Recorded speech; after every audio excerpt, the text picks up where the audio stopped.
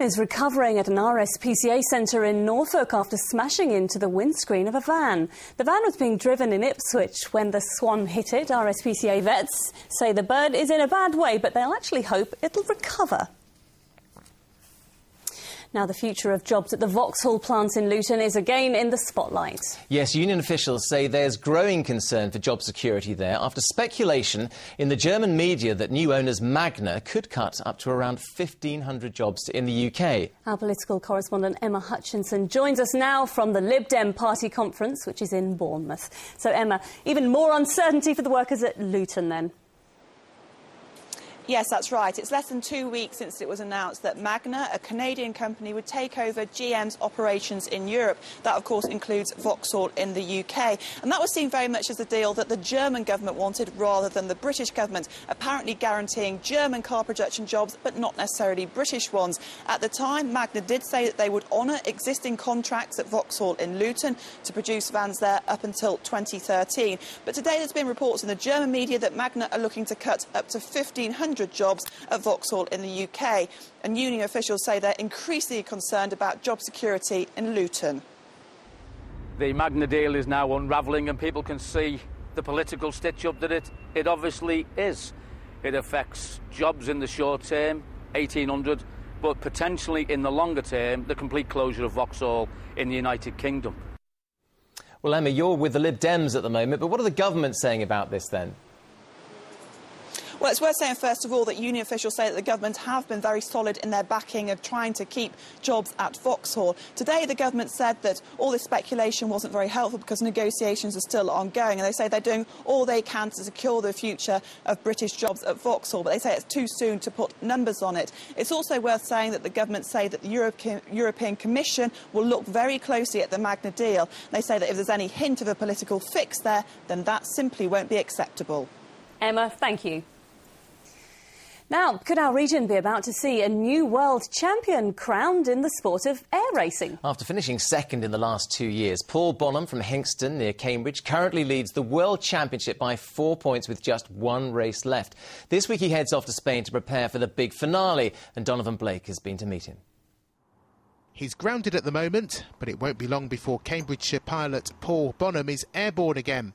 Today he was checking over his exhibition plane at this restoration centre near Saffron Walden. But this is what he excels in, racing single-seater aerobatic aircraft, top speeds of around 260 miles an hour, and at the back of his mind, the possibility of finally being called the best in the world. 5 or 6 years ago, there was a massive gap between the leader and the last guy, 25 seconds or something. Nowadays, it's down to 1 or 2 or 3 seconds, separating 15 pilots. So it is exciting and it is very, very competitive. Bonhomme is one race away from being champion of the skies in the Red Bull World Series. Austria's Hannes Arch is his nearest challenger. But the right result in Barcelona next month will ensure it's third time lucky for the father of two, who normally flies jumbo jets for a living. His partner Laura will be there to watch. You know, it's a bit like having a dentist appointment. You know it's coming, and you know you probably don't want to go, and you can ignore it, but actually you keep revisiting it. It's a little bit like that, but the experience I've had from the last couple of years, I think, is helping enormously. You could call it the aerial version of motor racing's Formula One. But while the likes of Jenson Button and Lewis Hamilton are well known in the world of sport, Paul Bonhomme is less so, and that's how he likes it. Most people interested in flying will follow the air race. I'm fortunate that I can still go strolling down the high street and not get mobbed. But you know, that's part of the territory, and if people recognise me, then so be it. But I personally just do it because I love the flying and I love the competition and I love winning. But I'm incredibly lucky with the other flying I do. I fly vintage aeroplanes. I also fly 747s for an airline, and that is a perfect diversion. And I think the variety of the flying I'm doing is perfect. Bonhomme learned to fly in one of these, a Piper Pup. Who'd have thought those flying hours gathered nearly 30 years ago would take him to such heady heights? Hopefully there's a few more highs than lows to come. Donovan Blake, Anglia News, Saffron Walden. That looks absolutely terrifying. He looks like an extremely cool cucumber, doesn't he? 12 Gs, Paul. I gather that's what they say. They're saying a Formula 1 driver, he pulls about 5 Gs. That's 5 times your body weight. Paul Bonhomme, when he goes up in one of those things, that's 12 times his body weight going up on him. I suppose you'd have to train hard for that sort of... I think so, yeah. I think they're physically fit people, absolutely. Now, there's always a bit of an argument this time of year. In fact, we've just been having it, as to when summer ends and autumn begins. Not much of an argument. Well, apparently, meteorologists tend to use September the 1st as the first day of autumn. Which is what I think. Now, others, like moi, tend to think that the autumn equinox is the real start of the season, and that's tonight, as Natalie Gray now reports. Ready? Whee! Well done. When you're as close to the ground as 2-year-old Abigail Brown, then this is one of the joys of autumn. She's in Thetford Forest with her mother Amanda for a woody walk. It's the autumn equinox tonight, which has been noted since pagan times as the start of the darker and colder months. Not that you'd know it from our Indian summer. Weather law has it that stormy conditions are likely to hit at an equinox. Even Julius Caesar prevented his ships from sailing to Britain because of the date. Somehow, I don't think it's going to be a problem today. There are 18,000 hectares, that's about 50,000 acres of Thetford Forest. The 8 months to the end of August have been the driest in the region for 6 years, and they reckon it'll mean some fabulous autumn colours. The effect of the dry summer obviously means that this year in the autumn we're going to get some lovely autumn colours coming through. Oh, why is that then? Well, because it's been fairly mild and the leaves are going to slowly change colour now, and that's going to give us, I think, a really good autumn coloration throughout the forest.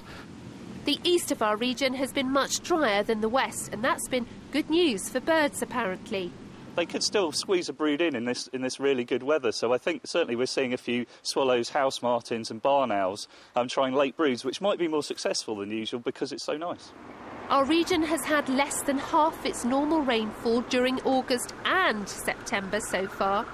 Bad news for gardeners and bad news for farmers like Stephen Rash, who farms at Wortham Hall in Suffolk near Diss. The grass is so dry here, there's no pasture for his cows. Normally these pastures this time of year, we've got lush grass and everything, they've got plenty of feed outside. Now, because of the drought, we're having to actually use this winter's feed to supplement their rations now.